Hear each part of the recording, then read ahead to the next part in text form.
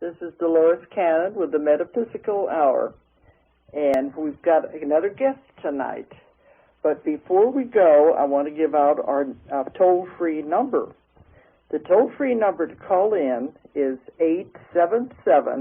877-876-5227. 877-876-5227. And that number is toll-free all over the world. Anyone or anywhere can call in. But we usually don't get a lot of call-ins. I guess on my show, people get so involved in just listening. But if you're out there and you want to talk to our guest tonight, you're welcome to call in. Okay. I know you're listening because I get emails from all over the world. So I was really amazed that people are tuning into this everywhere. All right, our special guest tonight is Carol Pate. Now, she's been on the show before, and if anyone wants to download the other show that we did, it's in the archives, and the archives are free to download. That's one thing good about this BBS radio. They don't charge for downloading any of the shows in the archives. Now, Carol Pate has her association, which is called the Carol Pate Psychic Center in Little Rock. But we are old friends. We go back to many, many years. Oh, yeah. And when she was on the show before, she was telling me about some very interesting things in her life, and then we began to take a whole new direction, and we ran out of time. So I knew I was going to have her back on so we could explore the other direction. Okay, but first, Carol, let's refresh the little bit about yourself, the ones that haven't heard the other show. Okay. Basically, I've been on Psychic Detective on Court TV. I've done 6 shows to date, getting ready to do apparently 2 more. So it'll be 8 altogether, won't it? So far, That's the Psychic Detective show, isn't it? Yes, that's on Court TV.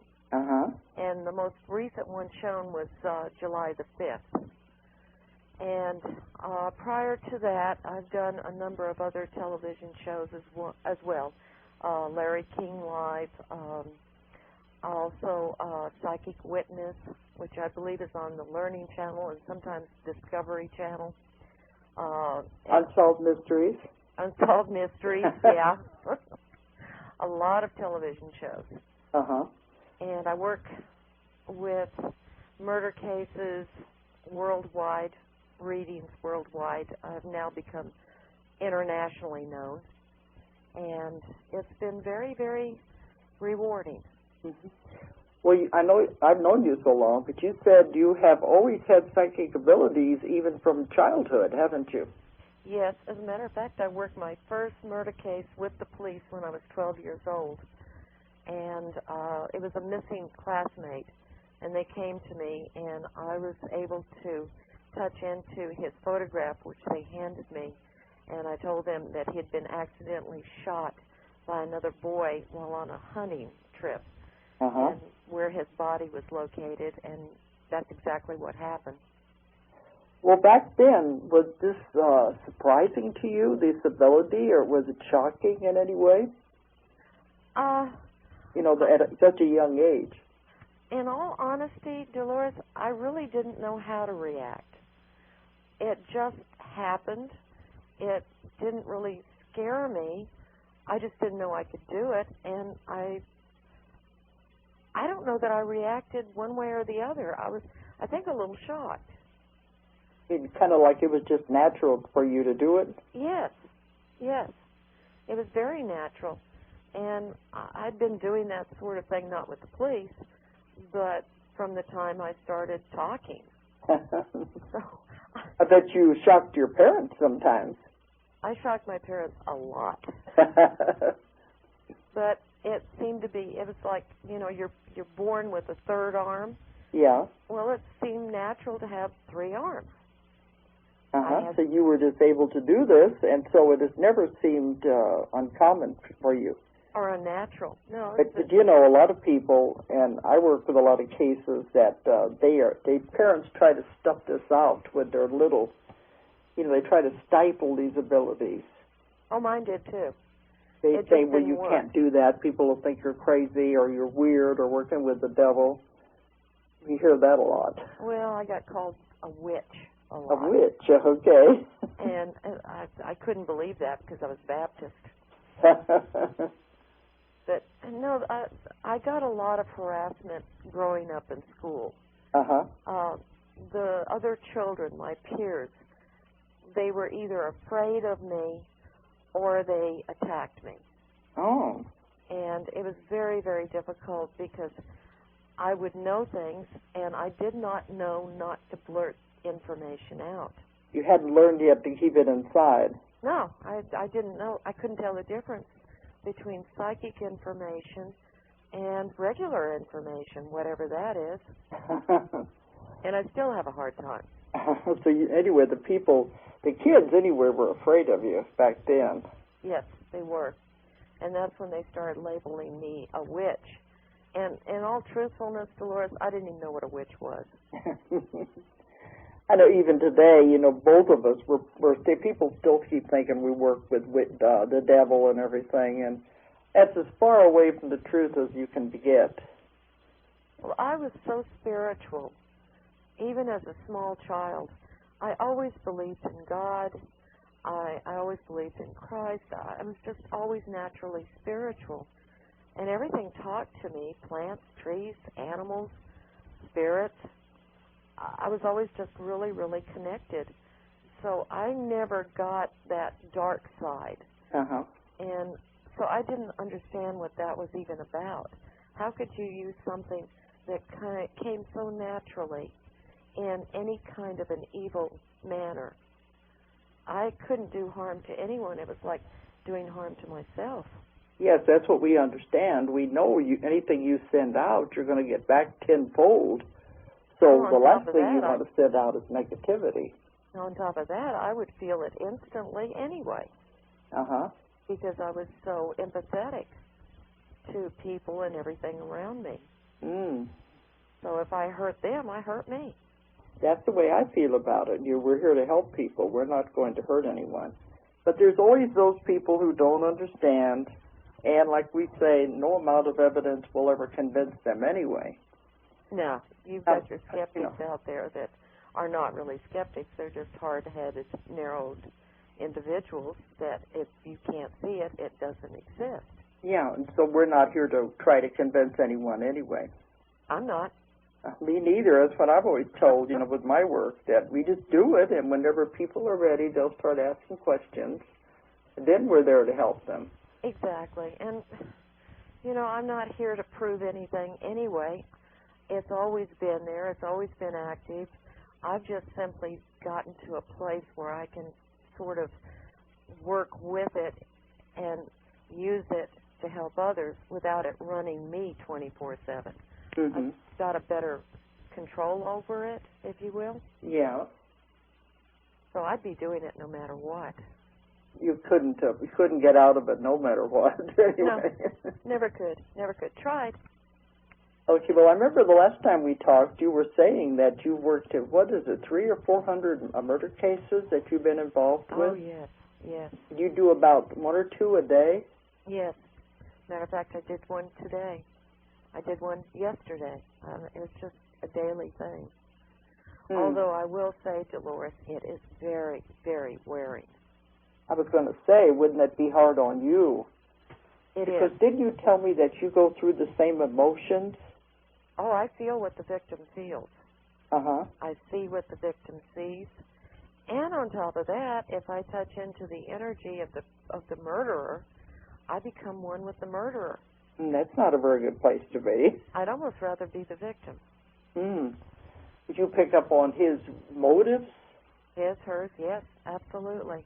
What they're thinking, why they're doing it, and how they feel about it. And well, this is the reason the police have involved you so much. And on the court TV, they've been going into some of your better-known cases. Is that what it is? These are the solved cases. The solved ones. That's the ones that have the perpetrator's been put in prison. Mm-hmm. And it's been absolutely proven out. But some of the other ones that you work on every day, you're just supplying information. Yes. And you don't know for sure if they'll be caught or not. Is that what you mean? Well, a lot of these cases I never get feedback on. I give them the information, and I never hear back whether the information worked, whether they arrested the individual. I never hear back. Mm. And that's frustrating. It's kind of frustrating. Yeah, it really is. And it works, it's even the same way with families. But, you know, it might be that they're afraid if they do say where it came from, it makes them look bad. So maybe they just chalk it up to, well, we did some good police work, and we found these things out for ourselves. I think they're also afraid for the public to find out. Yeah, to keep from admitting they're working with a psychic. Well, you know? But, you know, nowadays, the way we have it on TV and there's so much out there about it, I don't think they'd be as afraid to do that as they used to be. No, they're more open about it. And they're not, it wouldn't be afraid of the, you know, what people were going to think.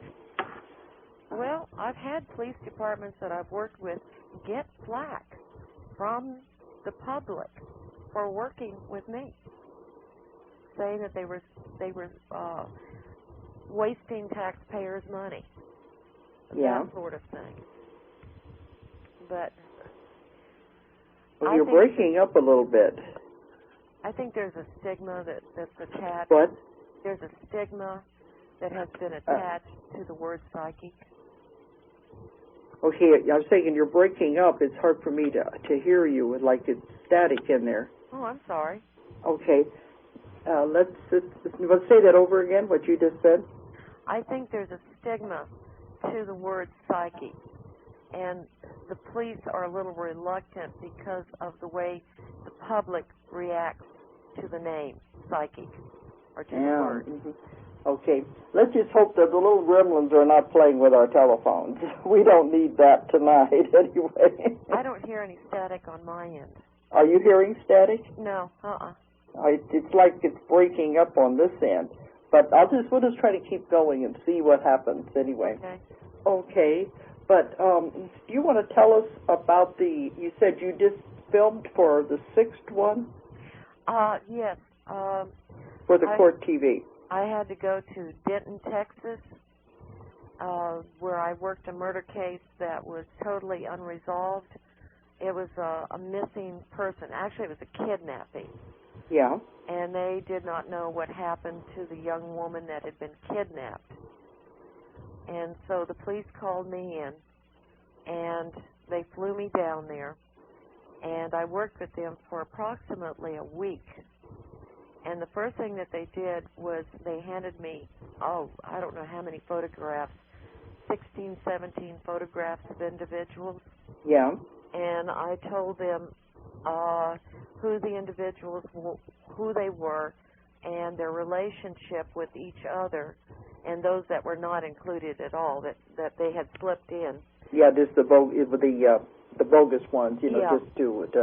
And then I picked out the murderer and his girlfriend.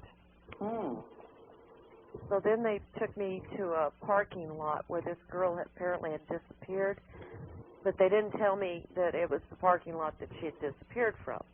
Yeah. And when we got on the parking lot, I walked around a little bit, and then I got back in the car, and as we began to drive off the parking lot, I got shot in the left shoulder, and I screamed because it was real.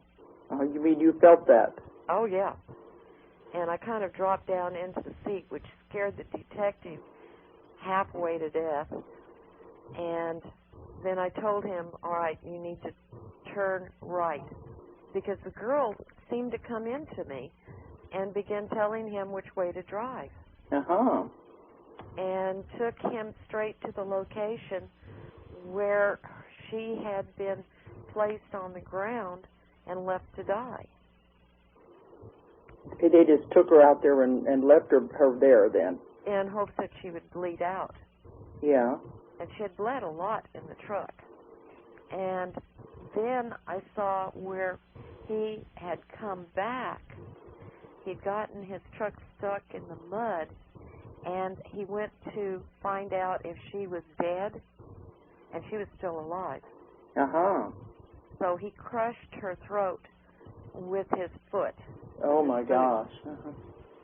And then he began to drag her away from there, and she had on a jacket, kind of a gold-colored leather jacket, and it was like slowing down his progress of trying to pull her.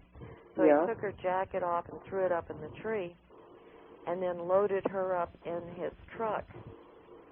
But there was a witness. Oh, somebody saw him doing that? Yeah, I saw the witness, and he worked for the state, and he was like a ranger. Yeah. And he didn't know, though, that the girl was in the back of the truck. Well, he didn't see them put her in it, though. No, he didn't. But he helped them to get unstuck because they were in the mud. Yeah. And then they drove off, and then we went to a secondary place, which was a quarry, where I saw him. Then he wrapped her up in a sheet and left her there for a while. And then I took them to the quarry, and they found the sheet. They also found her jacket up in the tree. Oh. And he moved her about 5 times. Huh. I guess he wasn't worried about being caught if he was doing that. He was terrified of being caught. You were picking that up, then? He had it in his head that if they couldn't find her body, they couldn't prosecute him. Oh. He really believed that. So on the 5th time, he moved her across the state line from Texas into Oklahoma. But could you pick up on the motives of why he did this in the first place? Yes. He thought that she stole $400 from him. And she was totally innocent. Now, I don't know where he got that in his head, but he believed that she had stolen $400. But is a human life worth that much? That's not even that much money, really, when you look at it. Of course not. Of course they're not thinking straight when something like that happens. Well, he was heavy into drugs. He was extremely cruel and mean. People were absolutely terrified of him because he would do anything, anytime. His girlfriend was scared to death of him. She was in the car with him when it happened. Oh, and she didn't do anything then? No, she was terrified. But since I told them about the witness, they were able to locate the witness. And they were able to prosecute him because there was enough blood and DNA in his truck. That, along with the witness, he's in prison for the rest of his life now. So he was not brought to justice then? Oh, yes. He's in prison. He is in prison then? Yeah. Uh-huh. They were able to get him for aggravated assault and kidnapping, which carries a life sentence. Okay. Did they ever find the body? No. Okay. But at least with the witness, they knew something was going on. Oh, yeah. Yeah, because he claimed he was never there. And the cadaver dogs that were brought in hit on every location that I took them to. I would go there first, and they'd bring in the cadaver dogs second.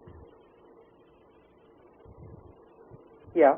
And they would hit on the exact spot that I told them her body had been laid. So the dogs could sense this then? Oh, absolutely. I work a lot with cadaver dogs. They're wonderful. So, anyway, when is that show going to air? It just got through airing July the 5th. Okay, so that was the last one that was aired. That's the last one. But they'll redo it. They'll reshow it. And you said you're going to go out there and to the locations and film 2 more? Yes. Yes. But, of course, you have so many, I guess they could keep you going as a regular, couldn't they? Well, that's pretty much what's happened. I usually do 2 segments, or 2 shows per segment. Yeah. I've got some really good cases. A lot of my cases are really, really old, but I'm getting a lot of new cases now that I worked about 2 years ago that are beginning to, they're getting finalization on, like guilty on these individuals, and once they go to trial and they're judged guilty, then they can do a show on it. It has to be verified that way. It has to be verified. And every detail has to be verified. Yeah, because they're going out on a limb otherwise. Well, the good thing on all of my cases is we try to tape record everything from start to finish. Yeah. And then they transcribe and take notes on everything. Because otherwise you lose all that detail and that information. Yeah, I saw one of your shows, and I was wondering how you could remember all of those little details step by step. Well, actually, I didn't. They reminded me because they had taped all the details. Yeah. So they knew it better than I did because I worked so many cases. Oh, yeah, it's like with me. I can't remember one client even a few days after they leave. Exactly. But we can't keep all that information in our heads. There's just too much. You would lose your mind with it. Oh, yeah. So I work with people, too, as a therapist. And then after they leave, you've got to go back to your normal life. And I think it'd be harder with you because you're feeling all these emotions. You've got to be able to shut it off. Well, that's what home is all about. Yeah, you have to. You've always got to have a home life somewhere. Yeah, home and television. That's what I say. When I come back here to my whole house in the hills, I said it's where I recharge my battery. Yeah, you have to. You can't be around all of that all the time. It's just impossible. It's very, very hard. Well, you said the average person contact you if there's a murder case they want you to work on? Sure. It's not just police, is it? No, Other people can contact you? It's been families that have contacted me as well as police. But I'm going to tell you, Dolores, I'm changing my policy. I am so burned out with the murder cases, and I never thought I'd ever do this, but I absolutely have to. All the time, for years, I always worked for free with the police. Yeah. Always. And I've had so much negative flack and just problems dealing, not with all the police, but a fair amount. And I give out all that information, and then I never get any feedback. No one ever says anything to me, and I just get so burned out. I'm now charging. Yeah, well, I can see why. But that's the thing. People, they don't realize any kind of a healer or anybody working in the metaphysical field, you do get burned out after a while. Especially if you do so many cases one after the other. Oh, yeah. So you're changing it now. I am changing it.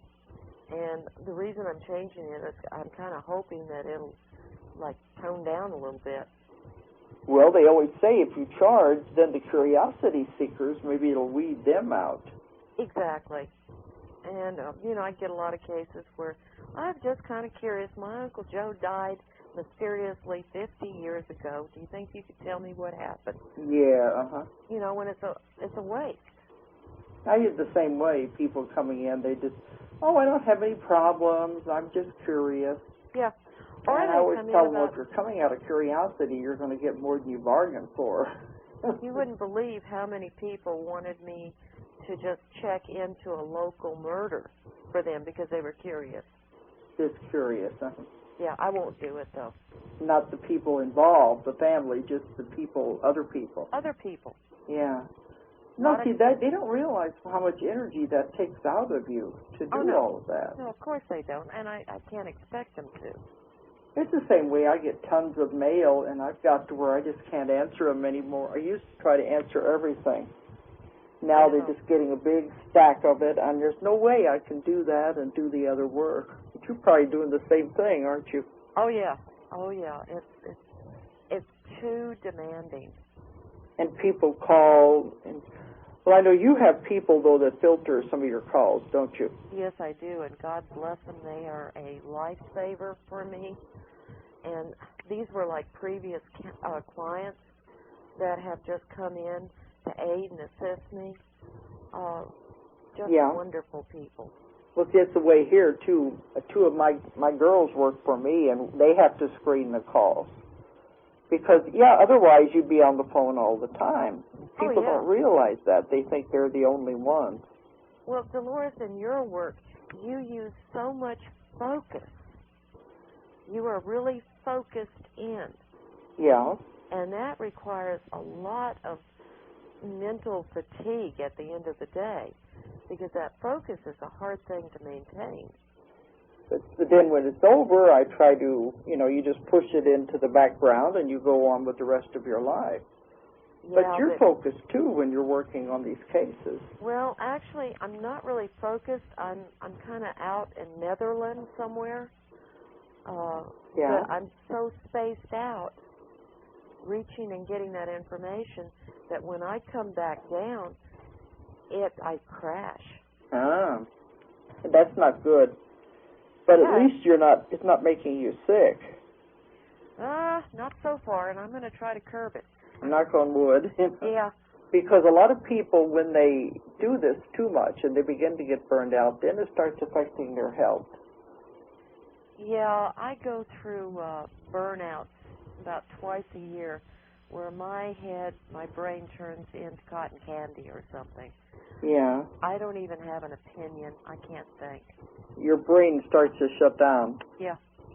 Uh-huh. I can't drive. I can see why. Yeah, that's what they say. Your brain starts turning to mush, huh? Oh, yeah. And I just stay home, okay. watch TV. But yet you don't stop, because you also, that's why I want to get into the part that we didn't get to finish last time. You also travel all over the world and work on all kinds of mysteries, too. Oh, I do. Do you find that like a relief or release after working on murder cases so much? Oh, I love it. It's a different way of going, isn't it? Yeah. If I could do it as a full-time hobby, I would. But it's not like it's not as intense as the other. No, it's not that negative. Yeah. I travel back in history, and I can re-experience and see things as they were at the time that I go into. Yeah. And it's really... You tune into history, you mean? Yeah, uh-huh. Uh-huh. But that, too, you're not doing this every day as intensely as you are with the murder thing. No. Mm-mm. That this is almost like a release, like a vacation, I guess, even though you are working. It is. It is. It's very pleasant. When I do it, I get very floaty, very light, and I get to see things as they were 2,000 or 3,000 years ago. Yeah. And I'm in that time frame, and I understand a great deal about the archaeological sites that I'm visiting. Yeah. So a lot of information flows, and once in a while I might get a shaman, an Incan shaman, or something of that nature will come through me. Okay, you're breaking up again. I hope the phone's going to behave itself. Oh, is it really? Yeah, I'm trying to make some adjustments here with the volume control. It's on a speakerphone, but yeah, it's cutting off your words, but I hope it's just on my end and not going out like that. But would you want to talk about, I know you had an amazing case in Japan, didn't you? Yes. Where you said you found the Shogun's, you went there to find the Shogun's treasure? Yes. Do you want to talk about that? There was... Boy, now I'm losing you. Are you? Yeah. What? Uh-oh. Can you get me? up closer to the phone? I'm right on top of it. You're right on top of it, okay. I got a landline. That's our little gremlins are in there again. Do you want to talk about that one or not? Yeah, that's fine. Because I'm thinking if you don't, if anything I ask you, if you don't want to talk about, that's fine. I'm an open book. Not a okay. All right, but I know you told me you were called in to find this in Japan, weren't you? Yes, they Tokyo Broadcasting Systems chose a male psychic and a female psychic. They went nationwide searching. Yeah. And I got chosen, and another male psychic by the name of Jim Watson was chosen. Yeah. And they wouldn't tell us what it was about. Would they just go on your background when they were picking? No, I got flown into New York where they tested me. Oh, okay. And apparently I passed all their tests. Mhm. And so then we weren't told what the filming was about. And then they flew us to Japan, and first thing they did was take us to a cemetery. Yeah. And they said, okay, find the man that is buried in this cemetery that had something to do with the burying of a treasure. Period. That was it. Yeah, and you had a whole cemetery to pick from. Yeah, I got the whole cemetery. So I'm going, how in the world am I going to do this? Did they do you separately or together? They did us together. Okay. So Jim and I are walking down, and all of a sudden I see a monk, and he's standing over a tombstone, one of the grave sites. Yeah. And he looks at me, and he looks at the grave site. So I called the film crew over, and I said, this is the man that was involved with the burying of the treasure. Now, mind you, I don't know what the treasure is. Yeah. They don't tell me. Mhm. Yeah. Well, it turns out he is. He was. It was the right place. It was the right grave. Yeah. So they got all excited over that. So they took me to a different cemetery, and they said, now go do the same thing. But did the man with you, did he find anything? No. He didn't get any impressions? No. Okay. And I probably wouldn't have either, except for the monk that appeared and showed me the grave. And you said sometimes you do have that happen, don't you, with an entity will appear? Yes. Okay. Well, then they took you to another cemetery? Yes. And we did the same thing. And again, the monk appeared and showed me the tombstone, or the grave. Yeah. And it went from there. Anything that I did, it was like everything I touched turned to gold. I could do no wrong. Okay? So finally, they took us, the night before, they were going to take us to the property where they suspected that maybe the buried treasure was. And I told them, I said, this treasure has a blood curse on it. Oh. And that this treasure is very dangerous. Well, the night before I went to the property, this symbol appeared on my arm, which represents Holy of Holies for the Japanese. Yeah. And it raised up. And the next day we went to the property, and Jim Watson got attacked, psychically attacked. Oh. On the property. Well, did they know there was some kind of a curse or before they called you in? They most definitely did. So they knew this beforehand? Yes, they did. Oh. So he was psychically attacked? Yes. And I was told the night before what to do when I got to the property. I was to go to a temple on the property itself that was dedicated to the white fox, and that I was to do prayers at the white fox. Before you went out to the place where the treasure was supposed to be? Correct. Yeah. So Jim was with me, and he was violently shaking, and he was in a great deal of pain. So I did what I needed to do at the temple, and then I did lifting of curses, spells, conjurations, etc., off of Jim. Yeah. And he cleared. And they took photographs as I did this. Yeah. And you could see this black energy starting at the bottom, and each picture, the black energy moves upwards until it completely clears off the top of the picture. Oh. Well, what did he think later about any of that? Scared him to death. Oh. Absolutely scared him to death. And after that, I was supposed to take two little statuettes of the white foxes that were strewn around as offerings, which I still have. And then I started getting information about the treasure. And that. Did you think you weren't attacked because you went to the temple first? That's right. Did what they told you to do? That's right. So that way they would leave you alone then? Yes. Okay. Interestingly enough, after that attack, they then told me that this was the Shogun treasure. It was $2.5 billion worth of gold. Wow. And that 40 psychics that have tried to come onto the same property and find the treasure either died or were crippled or have lost all of their gifts. And I was like, well, thanks, guys. I appreciate the knowledge. Yeah, tell me after the fact, you know. Exactly.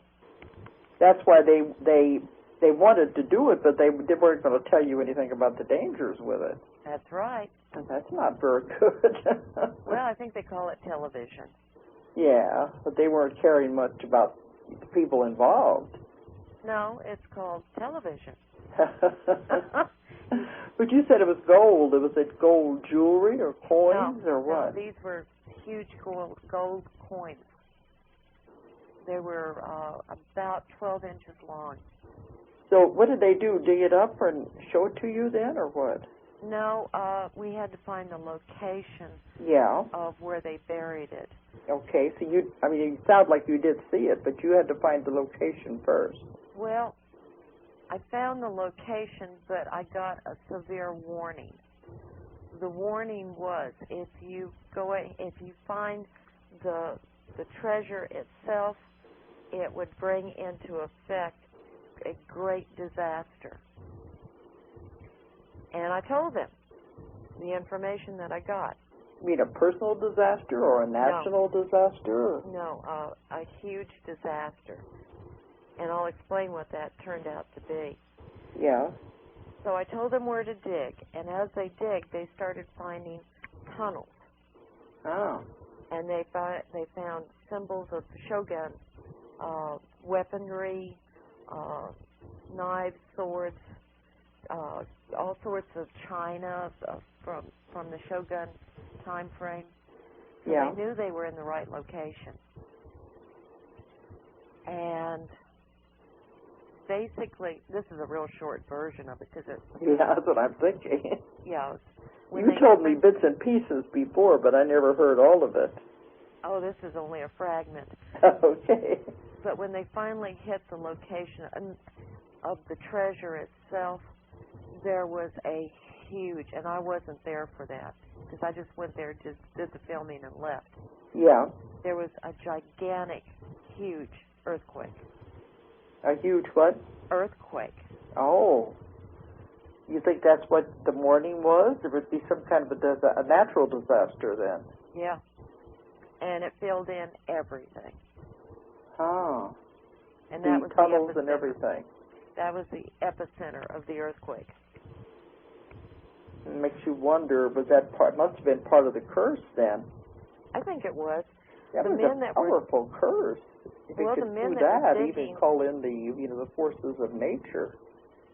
Well, that's what the curse was based on. Yeah. It was Shinto magic. So, in the beginning, they definitely didn't want anybody to find this. That's why they put such a powerful curse on it. 500 people committed suicide in this location trying to find the treasure. I take that back. 80 people committed suicide. 500 warriors allowed themselves to be killed in order to protect the treasure. So they started finding their bodies. As they were digging? Yes. So they definitely didn't want anyone to ever find this? No. No, they didn't. But you weren't there then when that part happened? No, thank God. Well, was this made into a documentary then? It definitely was. There's like 2 parts of the documentary. It was a very powerful experience. And I have the copies of it. There's only one problem. It's all done in Japanese. Oh. That would have been good if it could have been translated, but I guess it was mostly dealing with Japan anyway. It was. It was. But this way, you didn't actually see the treasure then, did you? No, and I didn't want to. You didn't want to go any further with it. Well, the men that went in to dig out those tunnels, they all lost their minds. They got what's known as gold fever. What's that? They start pulling their hair out and ranting and raving and digging with their bare hands. I've never seen anything like it. Oh. They had to call in a Shinto priest, which was Mr. June, and he had to depossess them. Whatever was happening then. It was from the curse. So do you know if they ever did find the treasure? You know, I don't know. Because, I mean, the earthquake had filled all the tunnels in. It filled everything in.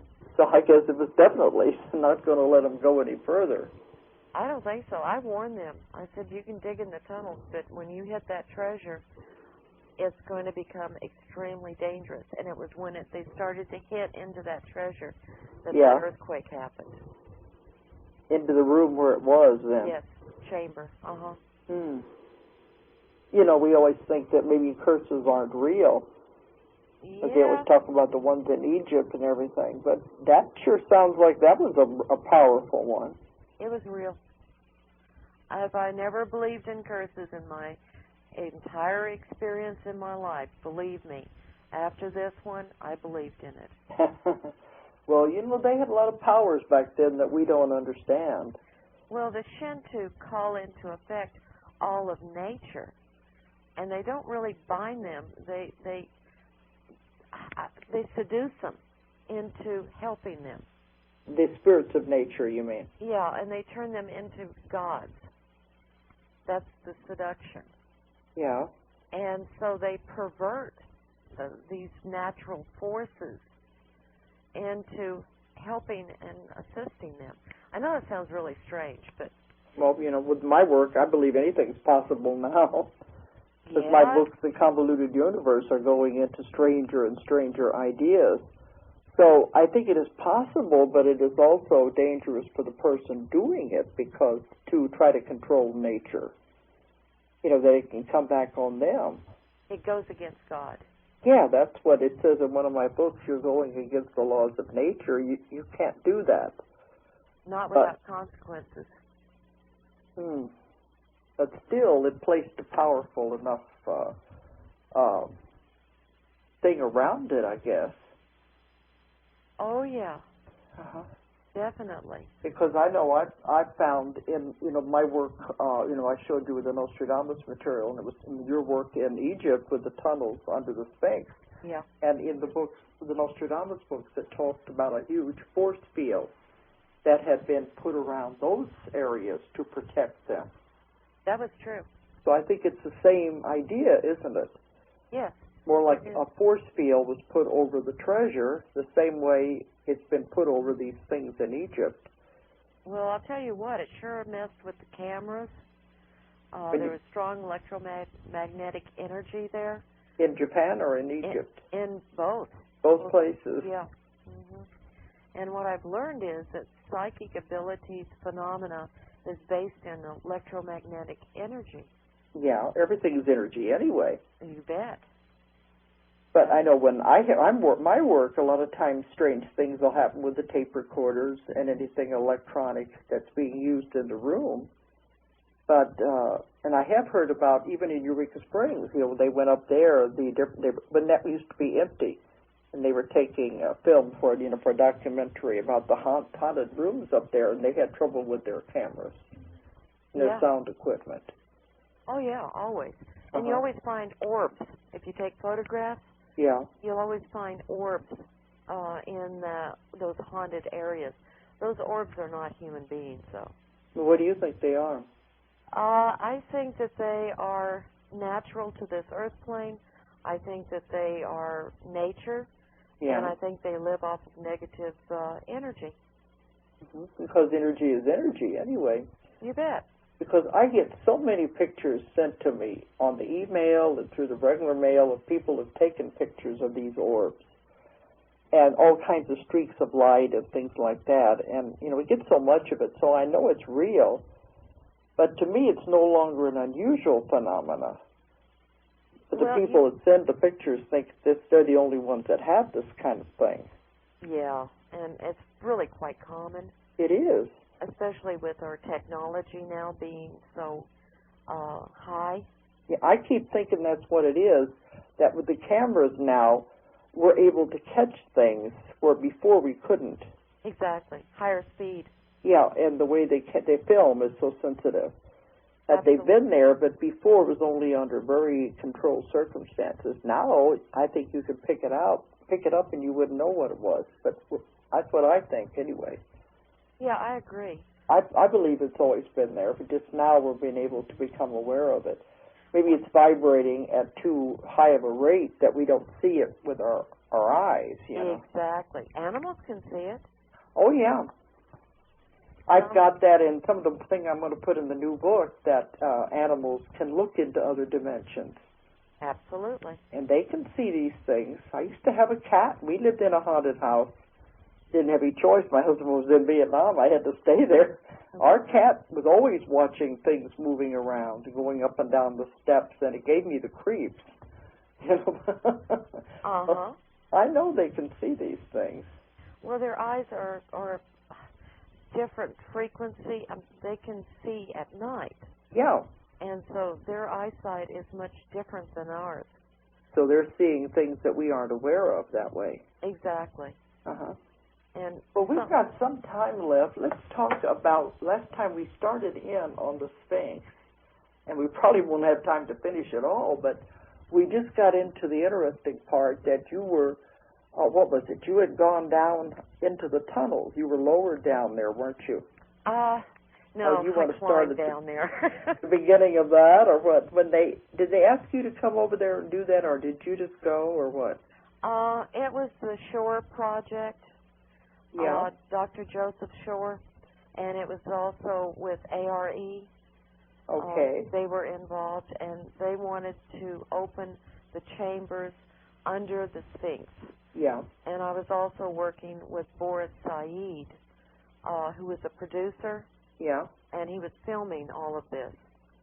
And I was thinking of Hadi the Wasp, but was he there? He was there, yeah. Huh?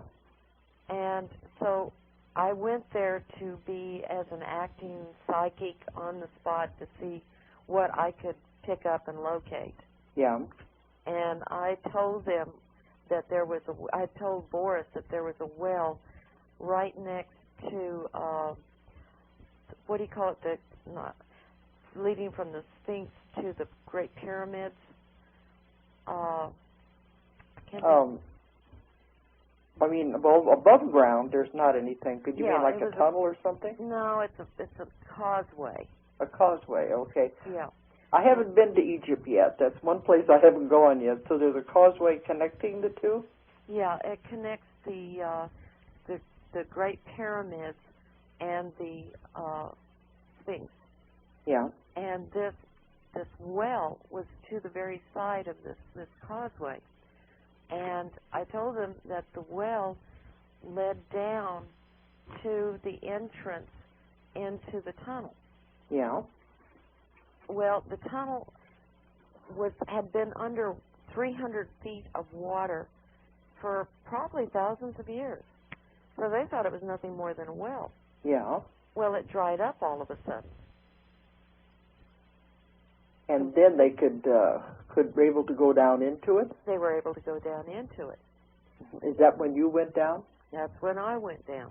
Uh-huh. And I told them, I said, there are connecting tunnels from each one of the pyramids to the tail of the Sphinx, where there is an antechamber.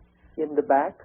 At the very tail of the Sphinx, which that's what I've been told, that it's in the back there somewhere. It's about 12 feet down, and Uh-huh. it's in the limestone. Okay. And that there were 8 other chambers, and they're stair-stepped in the limestone underneath the Sphinx. And Dr. Tom DeBecke brought sounding equipment, and he was able to locate the chambers and that there were things in the chamber. because of the sounding. Then you know there was something there. Yeah. So we went down this well. The first chamber was 5 sarcophagus that were emptied. Yeah. The next chamber down, and we're like 300 feet down. You said you were lowered down. Weren't No. you like in a sling or something? No, that was Dr. Short. I got to climb down this iron, very small rung ladder. Rather you than me. I wouldn't do it.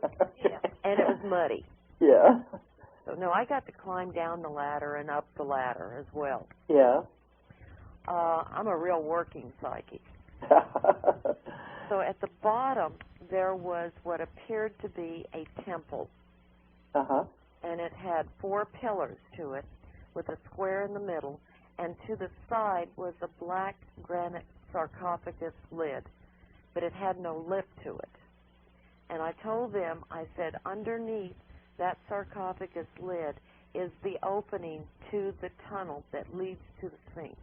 Uh-huh. Well, they refused to open it while we were there. Later, it did get opened, and that did lead into a tunnel, but there was a problem. The tunnel was filled with water. Okay. Now, scattered on the floor of this underground temple were human bones. And, I mean, there was a multitude of them. Sounds very similar to the one in Japan, really, with all the bones and the bodies and things. Yeah, they kind of fall into a category, don't they? Yeah, it seems like it, Okay, then what did you do? I held one of the human bones. Yeah. To find out what happened.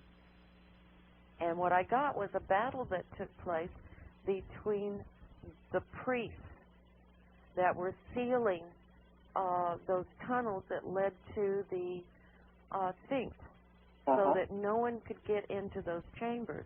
And they died in that chamber. They were butchered. They were trying to protect what was in there?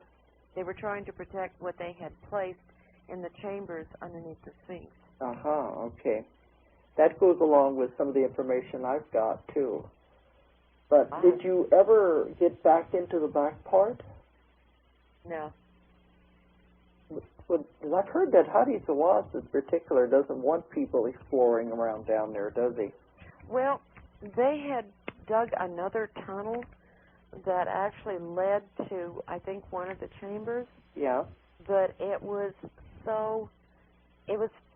had a piece of black granite that was about 3 feet thick. Yeah. And they couldn't cut through it. Like a doorway or what? Like a wall. A what? A wall? A wall. A wall. Yeah. And then you've got to say, okay, here this whole plateau is nothing but solid limestone. How could they have gotten walls of black granite to be the chambers?